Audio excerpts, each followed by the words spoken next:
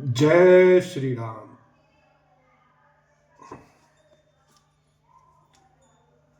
सुकृति तो मैं समान जग माही, भयउ नहे को होने नाही।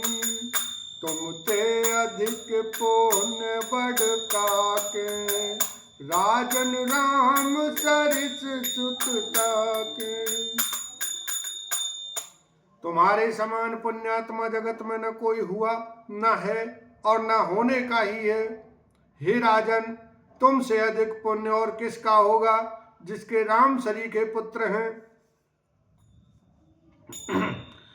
वीर विनीत धर्म व्रत धारी, गुण सागर बर बालक चारी। तुम कहूँ सर्व काल कल्याणा, सजहूँ बरात बजाई निशाना।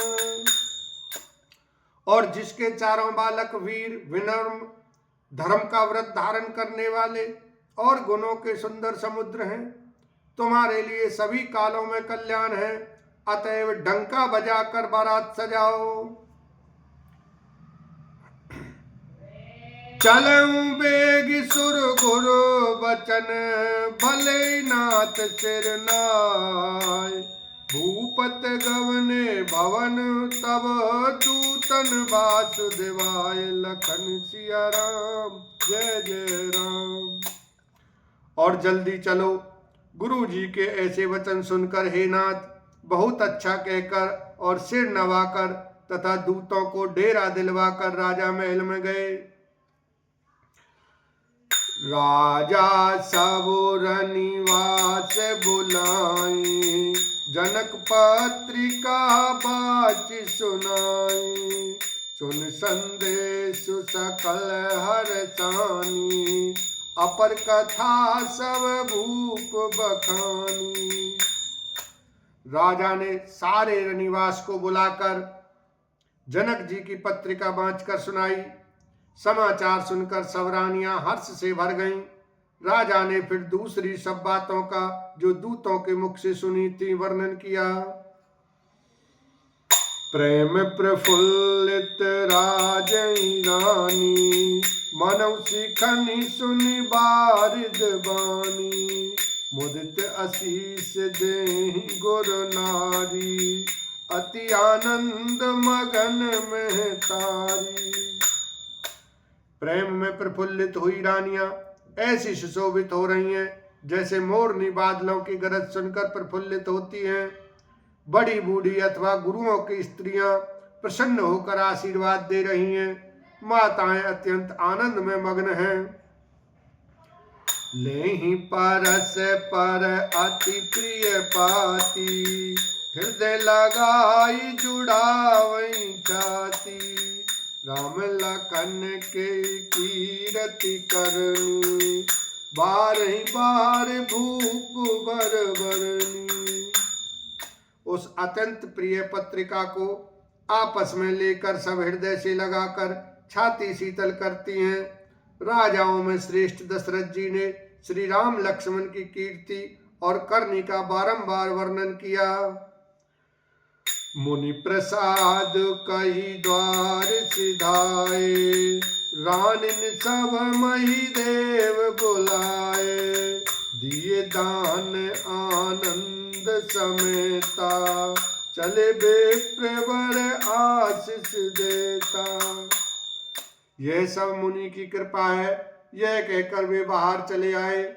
तब रानियों ने ब्राह्मणों को बुलाया और आनंद सहित उन्हें दान दिए। श्रेष्ठ ब्राह्मण आशीर्वाद देते हुए चले। दीन निछावर कोट विधि, जाचक लिए हकार। चक्रवर्ती दशरथ के चिरजीवई सतचार। लखन सिया राम, जय जय राम। फिर भिक्षुओं को बुलाकर करोड़ों प्रकार की निछावरें उनको दी। चक्रवर्ती महाराज दशरथ के चारों पुत्र चिरंजीवी हों। कहत चले पहिरे पटनाना, हर्ष हने गहे गहे निशाना। समाचार सब लोगन पाए, लागे घर घर होन बधाए। यों कहते हुए वे अनेक प्रकार के सुंदर वस्त्र पहन पहन कर चले। आनंदित होकर नगाड़े वालों ने बड़े जोर से नगाड़ों पर चोट लगाई। सब लोगों ने जब यह समाचार पाया तब घर घर बधावे होने लगे। भुवन चारि दस भरा उठाऊ, जनक सुता रघुबीर बिहाऊ। सुन शुभ कथा लोग अनुरागे, मग गृह गली सवारन लागे। 14 लोकों में उत्साह भर गया कि जानकी जी और श्री रघुनाथ जी का विवाह होगा। यह शुभ समाचार पाकर लोग प्रेम मग्न हो गए और रास्ते घर तथा गलियां सजाने लगे। यद्यपि अवध सदैव सुहावनी, रामपुरी मंगलमय पावनी। तदपि प्रीति के प्रीत सुहाई, मंगल रचना रची बनाई। यद्यपि अयोध्या सदा सुहावनी है, क्योंकि वह श्री राम जी की मंगलमय पवित्र पुरी है, तथापि प्रीति पर प्रीति होने से वह सुंदर मंगल रचना से सजाई गई। ध्वज पताक पट चामर चारु, छावा परम विचित्र बजारू। कनक कलश तोरण मणि जाला, हरद धूप दधि अक्षत माला। ध्वजा पताका पर्दे और सुंदर चवरों से बाजार बहुत ही अनूठा छाया हुआ है।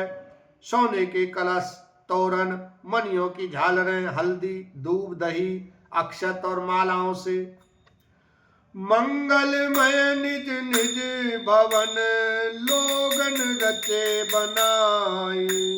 बीती सींची चतुर समूह, चौके चार पुराय। लखन सिया राम जय जय राम। लोगों ने अपने अपने घरों को सजाकर मंगलमय बना लिया। गलियों को चतुर्सम से सींचा और द्वारों पर सुंदर चौक पुराए। चंदन, केसर, कस्तूरी और कपूर से बने हुए एक सुगंधित द्रव को चतुर्सम कहते हैं। जह तह जूत जूत मिली भामनी, सज नव सप्त सकल दुति दामनी। विविध बदनी मृग सावक लोचनी, निज स्वरूप रतिमानु विमोचनी। बिजली की सी कांति वाली चंद्रमुखी, हरिण के बच्चे के से नेत्र वाली और अपने सुंदर रूप से कामदेव की स्त्री रति के अभिमान को छुड़ाने वाली सुहागिनी स्त्रियां सभी 16 श्रृंगार सजकर जहां तहां झुंड की झुंड मिलकर बोलो सियावर रामचंद्र की जय, उमापति महादेव की जय।